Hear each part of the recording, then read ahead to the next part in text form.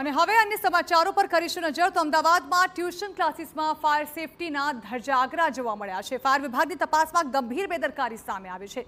વસ્ત્રાપુરમાં આવેલા ક્લાસીસમાં ગંભીર ક્ષતિઓ જોવા મળી। સમાન કોમ્પ્લેક્સમાં ધમધમી રહેલા ક્લાસીસમાં જોખમી સ્થિતિ છે। સાંકડી જગ્યામાં 60થી વધુ વિદ્યાર્થીઓ અભ્યાસ કરે છે।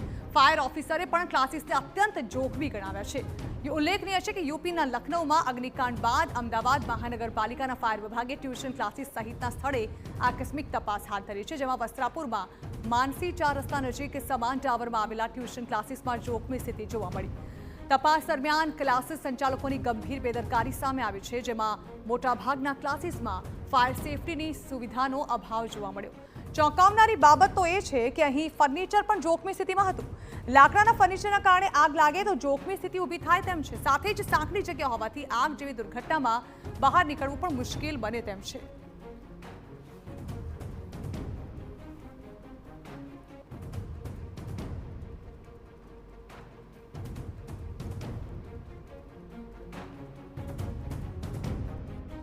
आप दृश्य में જોઈ રહ્યા છો તે કોઈ ગુફા નહીં, કોઈ ખાનગી જગ્યા નહીં, પરંતુ અમદાવાદમાં ધમધમતા ટ્યુશન ક્લાસીસ છે। આપ જો આટલી સાંકડી જગ્યા અને તેમાં ધમધમતા ટ્યુશન ક્લાસ, જેમાં 60 થી વધારે વિદ્યાર્થીઓ ભણે છે। આપણે બતાવવાનો પ્રયાસ કરીશ કે આ માત્ર એક માર્ગ છે, જેના માર્ગ થકી અંદર જે છોકરાઓ છે તે ભણવા આવે છે। હવે આપ જુઓ આ વિશાળ ક્લાસીસની જગ્યા, જેમાં અત્યારે અમદાવાદ ફાયર વિભાગ દ્વારા ચેકિંગ છે તે કરવામાં આવી રહ્યું છે। સમગ્ર લાકડાથી બનેલું આ સ્ટ્રક્ચર, જેમાં કોઈ પણ પ્રકારનું ફાયર એક્સટિંગ્યુશર દેખાતું નથી। ઇલેક્ટ્રોનિક ગેજેટ્સ તરીકે એસી અત્યારે અહીંયા દેખાઈ રહ્યા છે। આ સિસ્ટમ અથવા તો પછી આ પ્રકારની વ્યવસ્થા કેટલી યોગ્ય છે? Ahmedabad divisional fire officer S B Jadeja સાહેબ સાથે સીધા વાત કરીશું। સાહેબ, આ પ્રકારની કેટલી ગંભીર બેદરકારી છે। 60 વિદ્યાર્થીઓ ભણે છે, માસૂમ વિદ્યાર્થીઓ છે, આગ લાગે તો કોનું શું?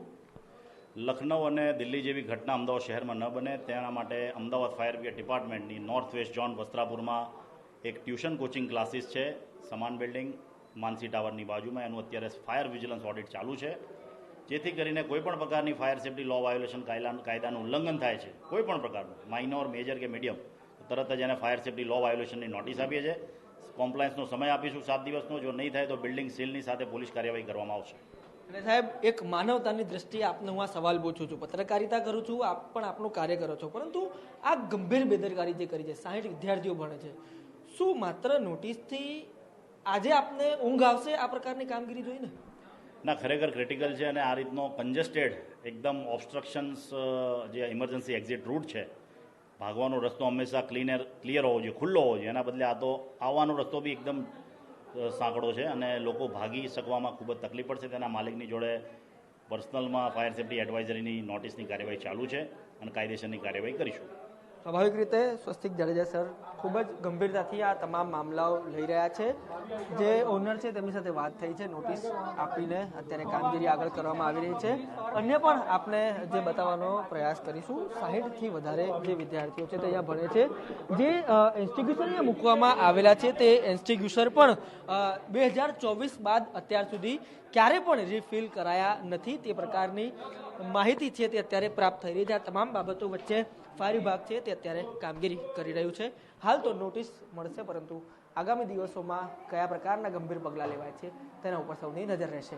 કેમેરા પર્સન નટવર પરમાર સાથે રોનક વર્મા, TV9 અમદાવાદ।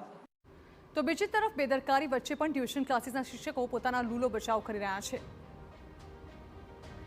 આમાં કોઈ ડોર ક્લોઝર નહીં, કાયમ આ દરવાજો, ના 1 મિનિટ, ક્યાંય બહાર નીકળવું હોય તો આ ખુલ્લું જ રાખે, એવું નહીં કે બંધ કરીને બેસીએ।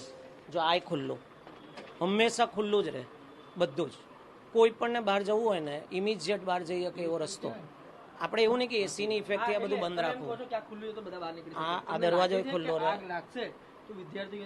કારણ કે અંદર બેસાડતા જ નથી, અહીંયા બેસાડીએ। જો અહીંયા એક રસ્તો છે,